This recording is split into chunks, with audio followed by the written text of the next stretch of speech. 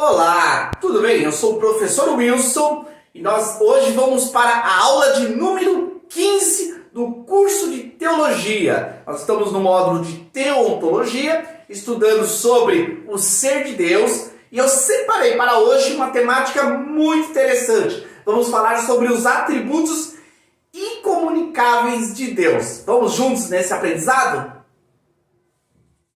Para iniciarmos a nossa compreensão sobre esse tema, eu deixei aqui uma pergunta para a nossa reflexão. Como conhecer Deus? Como que é possível conhecer Deus? Será que através de um mistério Deus se revela na mente humana? Será que através de longas meditações, de reflexões, Deus ele paira na nossa mente e nós passamos a compreender? Será que Deus fala ao nosso ouvido sobre a sua pessoa? Será que há uma visão?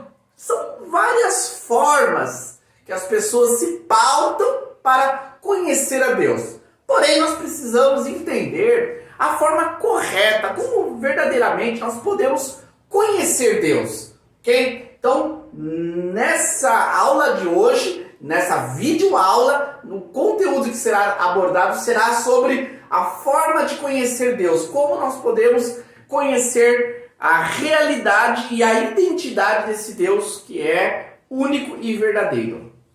Bom, sem perda de tempo, a resposta está aqui. Através dos atributos de Deus.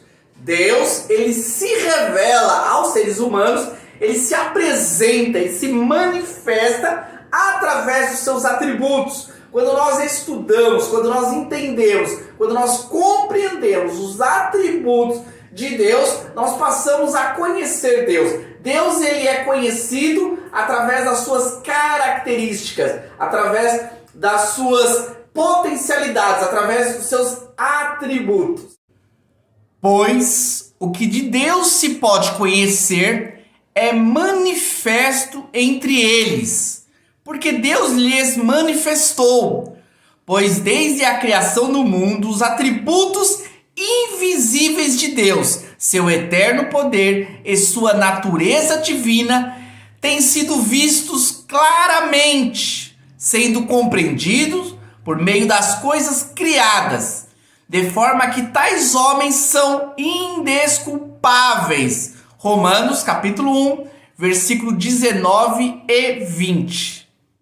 Observe que nesta carta escrita por Paulo aos irmãos de Roma, ele mostra sobre a questão de como entender Deus através dos atributos. E fala que os homens que negam a existência de Deus, negam a real identidade de Deus, eles fazem isso por erros próprios, que eles são indesculpáveis, porque claramente através dos atributos de Deus, nós podemos conhecer Ele. E esses atributos são manifestados através da obra criada, que claramente é observado e percebido pela lógica humana. Portanto, vamos lá estudar um pouco mais sobre os atributos de Deus. Lembrando que os atributos de Deus são infinitos, não poderíamos estudar todos os atributos, não teríamos capacidade e condições para isso. Mas vamos tratar aqui os principais atributos que são claramente mostrados e apresentados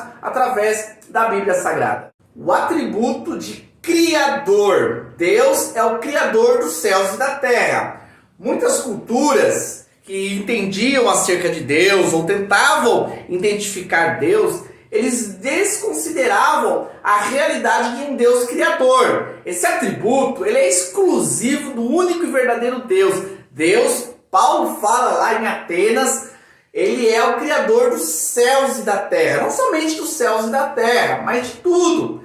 No caso, a Bíblia, ela trata sobre esse atributo utilizando duas palavras no hebraico, que é o assá e bará. A palavra assá, assim como a palavra bará, significa criar. Entretanto, esses verbos, eles possuem uma diferença.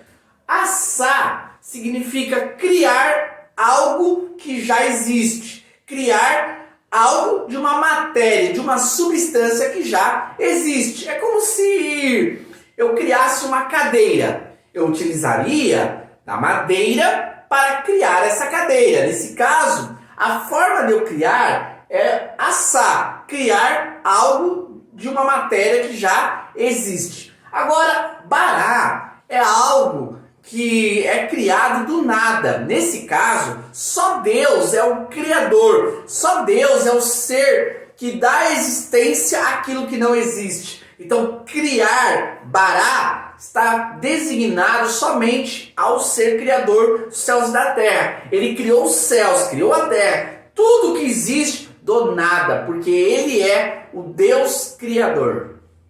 Algumas pessoas dizem assim: quem criou Deus? Isso é uma pergunta que mostra a tolice em relação à compreensão de Deus, a ignorância. Deus, ele é o ser criador, ele criou. Se ele criou, ele tem uma diferença com a obra criada. A obra criada é resultado do poder desse Deus. Nesse caso, tudo que foi criado, ele necessita de algo. Ele não é autoexistente. Ele precisou ser criado para vir a existir. Já Deus, ele não foi criado, porque ele é autoexistente, ele sempre existiu. Ele não precisou de uma força, de uma energia, de um ser para vir a existir. Ele é a causa da sua própria existência. Ele é autoexistente. Nesse caso, nós desenvolvemos um outro conceito muito importante, que é o livre-arbítrio. Conceito que os homens tentam defendê-los como sendo eles os únicos detentores do livre-arbítrio. Livre-arbítrio é uma palavra que traz várias definições. Nós podemos entender livre-arbítrio como a capacidade de escolher entre o certo e o errado, tomar as decisões. Entretanto, esse conceito de livre-arbítrio, ele é um conceito restrito. O conceito mais aprofundado do livre-arbítrio vai dizer que o livre-arbítrio é ser a causa da sua própria existência. Nesse caso, nenhum dos seres humanos tem um livre-arbítrio. Nenhum dos seres humanos é a causa da sua própria existência. Somente Deus, ele é a causa da sua própria existência. Deus existe por si próprio.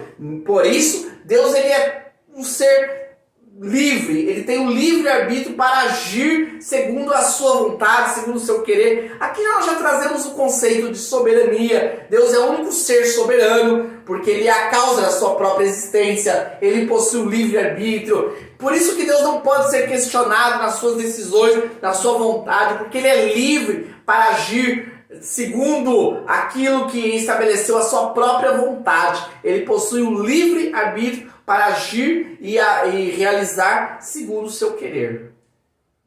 Continuando, a autoexistência traz a ideia da soberania. Deus é soberano. E essa soberania, ela é absoluta. Nós temos um certo domínio determinado pelo próprio Deus, limitado por ele. Agora, somente Deus, ele é o ser absoluto em sua soberania. Ninguém suplanta a vontade de Deus. Nada pode ir contra os desígnios e aquilo que decretou esse Deus que é soberano. E essa soberania não depende da nossa vontade, não depende das nossas decisões, não depende do nosso querer. Porque essa soberania, ela é absoluta. Além de ser absoluta, ela é universal, porque tudo que existe, veio a existir a partir desse Deus que é soberano. Nesse caso, a soberania de Deus não está restrita somente às pessoas que fazem parte do seu povo, ou às pessoas que reconhecem Ele como Criador, ou das pessoas que possuem sua fé nesse Deus. Não. A sua soberania vai além desse grupo que eu citei. A soberania de Deus, ela é universal. Até as potestades estão debaixo do seu querer, debaixo do seu domínio. Tudo está debaixo do poder. Os reis, os poderes, os impérios estão debaixo da soberania desse Deus máximo. Temos também o conceito de eterno. Deus, ele é eterno. Quando se fala em eternidade, nós temos aqui duas concepções. Nós temos a eternidade como algo fora e dentro do tempo. Vou explicar explicar isso melhor. Quando nós falamos que Deus ele é eterno, nós podemos limitar não seria a palavra correta, nós poderíamos definir essa realidade de eternidade no sentido de um começo, um meio e um fim, ok? Então é uma linha do tempo. Nesse caso, essa linha inicial ela é infinita e essa linha final também ela é infinita. Então, dentro desse conceito de tempo, ok? São períodos, são momentos. Deus seria eterno porque ele teve início no início infinito e ele vai terminar no final infinito. Por isso que ele é eterno, de eternidade a eternidade. Podemos entender também a eternidade como algo fora do tempo. Deus, ele não está preso ao tempo. Por exemplo, nós estamos aqui presos ao relógio. Nós não podemos saber com precisão o que vai acontecer daqui 2 horas. Nós vamos ter que esperar chegar esse tempo para viver essas 2 horas, esse tempo posterior. Então nós estamos presos ao tempo. Tudo que foi criado está preso ao tempo. Já Deus, ele é eterno, ele está fora desse tempo. Então Deus transcende essa limitação do tempo. Deus é o mesmo no passado, no presente e no futuro. Deus está fora desse processo chamado tempo.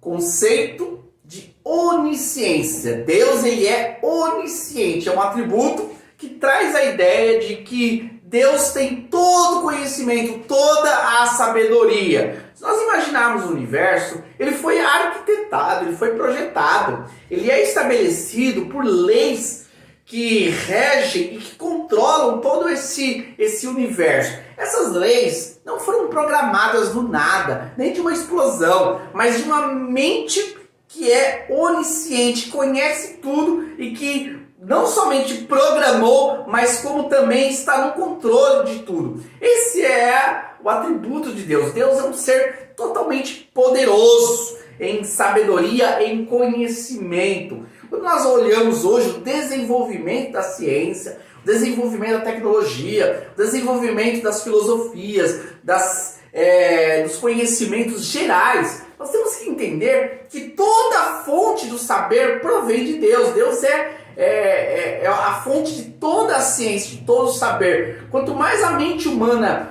cresce, desenvolve, progride, nós podemos ver a grandeza desse Deus, porque a própria mente humana foi programada, foi estabelecida por esse ser onisciente.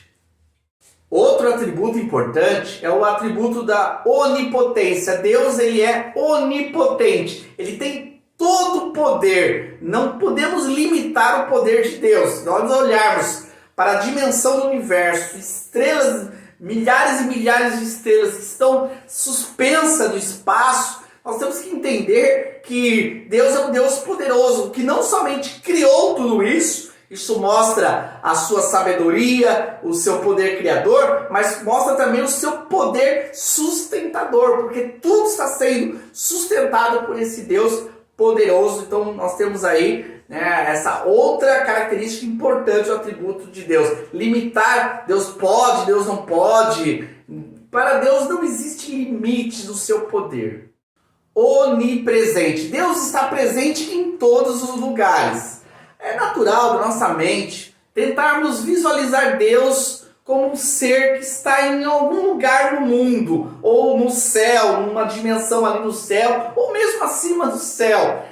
Quando nós falamos isso, nós estamos limitando Deus dentro da nossa concepção. Agora, Deus, ele é onipresente, ele toma todo o espaço. Ele não somente ocupa todo o espaço, como ele está além do espaço. Ele é onipresente, então tudo está sobre a presença de Deus. Nada foge dessa realidade. Ninguém pode se esconder desse Deus que é onipresente. E finalizando o nosso estudo de hoje, Deus, ele é imutável, ele não muda, ele não está em processo de transformação. Deus, ele não precisa se aperfeiçoar, Deus não precisa se transformar, porque ele já é pleno, ele já é completo, ele já é imutável, ele não muda. Então também não envelhece, não se danifica com o tempo, não degenera. Deus, ele é um ser imutável.